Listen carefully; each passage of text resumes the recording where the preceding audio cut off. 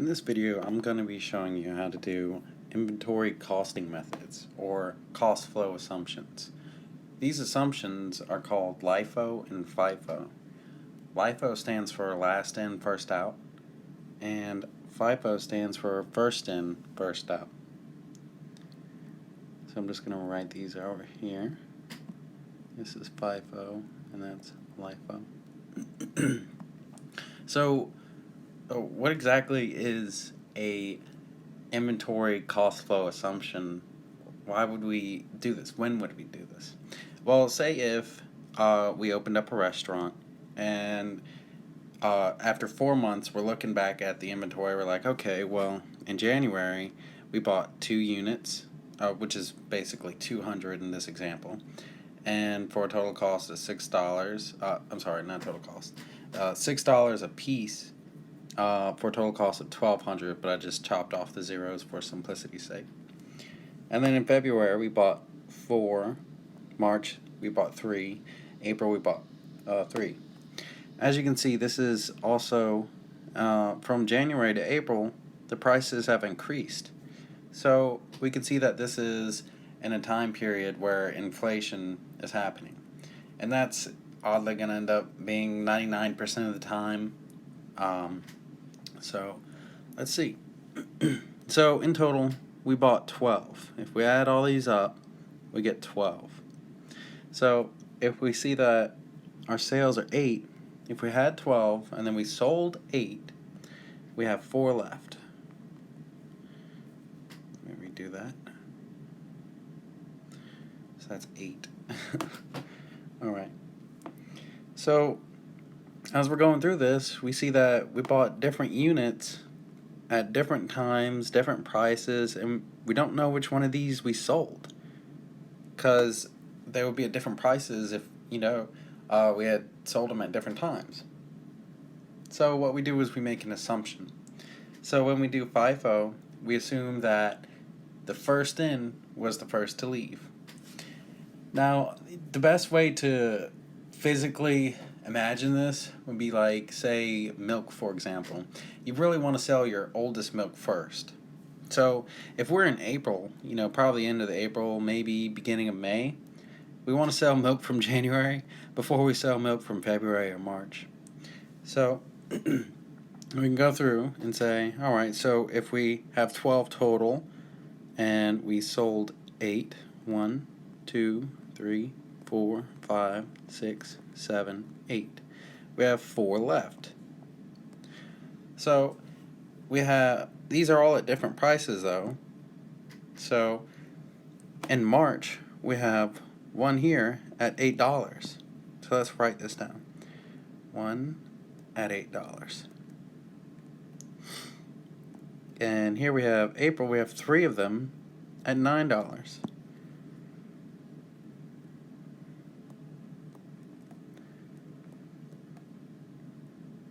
So we add those together and we get 35. So that's going to be our ending inventory for FIFO. So if we take what we have left, the dollar amount of what we have left in our ending inventory, and then we take the dollar amount of everything that we bought, and then we subtract it, we can find out what our cost of goods sold is. And here our cost of goods sold is 91 minus 35 is 56. Okay. Now, that's FIFO. So there is no actual, principle that says you have to match the physical flow of the inventory. You don't have to do that. It's just that you pick whichever one is logical, that you want for the best tax benefits, and I'll get a little bit into that later. So let's go ahead and do LIFO. So for LIFO, we're going to do basically the opposite. We assume that the last in were the first ones out. So if we have 12 total, and then we take out 8, starting from the bottom, 1, 2, 3, 4, 5, 6, 7, 8. That means all we have is these four right here. So as we can see, we have two of them at 7, and we have 2 at 6, for a total of 26. This is our dollar value for ending inventory. And once again, we're doing the same thing, where we subtract everything that we bought, the cost of goods available for sale, the 91, the dollar amount, by the dollar amount of what we have left, and we're going to get, let's see, 65. And that's how you figure out FIFO and LIFO. So now for a little conceptual, like, why would I pick FIFO or LIFO? What's benefits to both? So FIFO, it has the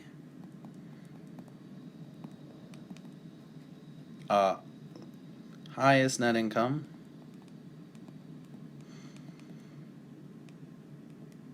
so why does it have the highest net income?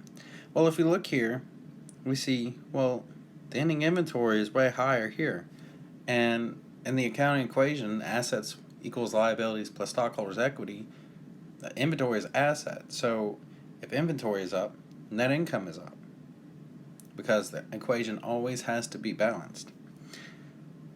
So FIFO has the highest net income, the highest ending inventory, and it also has the lowest cost of goods sold. As we can see, here's the cost of goods sold line right here, and it has the lowest. Well, why is this? It's because we were selling the goods when they're cheap. If we sell them in January at $6, February at $7, and March at $8, it's going to be a lot cheaper than if we're selling at April at $9 and March at $8. So let's see what's next. As a result, you're going to pay higher taxes.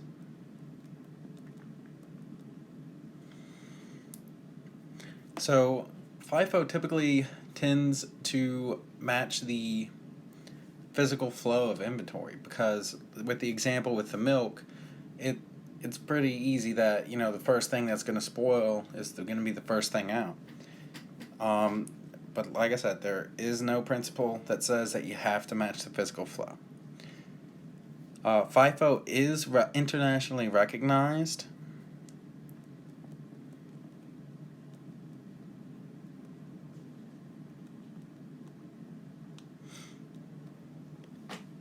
It is allowed everywhere, and LIFO is the exact opposite in all of these things that I just listed. LIFO has the lowest net income ending inventory. As you can see, it is lower of the two.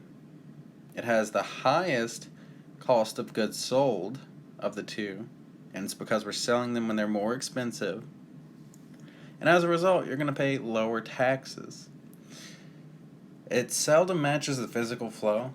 The only time that it actually would is like if you had like a big giant heavy pile of coal and you just keep putting coal on top of it, and the only thing you really can do is just take off the top.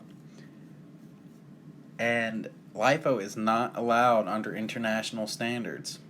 The reason why is because they say it kind of gives businesses like an unfair tax break, and sometimes it can distort earnings.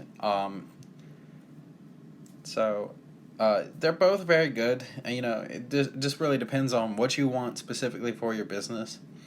In a small business, honestly, you're not going to see that much of a difference. If you are plan on franchising out the country, you might want to pick FIFO because you can only change one time between the methods. If you plan on staying in America and you want a small tax break, pick LIFO. So that's inventory costing methods in a nutshell.